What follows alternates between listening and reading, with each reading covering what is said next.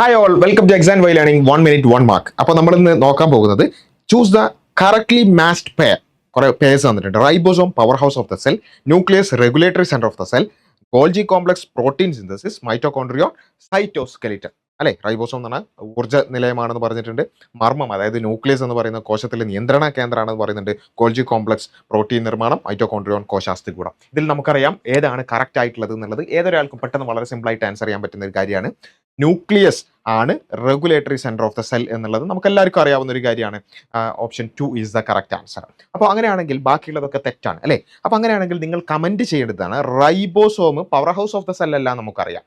അപ്പോൾ പിന്നെ ആരാണ് power house of the cell എന്നുള്ളതും, അതുപോലെ തന്നെ യഥാർത്ഥത്തിൽ റൈബോസോം എന്താണ് എന്നുള്ളതും, റൈബോസോമിന്റെ ഒരു ഫംഗ്ഷൻ എന്താണ്, അതേപോലെ തന്നെ ശരിക്കും power house of the cell ആരാണ്, ഇത് രണ്ടും നിങ്ങളൊന്ന് കമന്റ് ചെയ്യുക. ആരാണ് ആദ്യം കമന്റ് ചെയ്യുന്നത് നമുക്ക് നോക്കാം. Okay, thank you.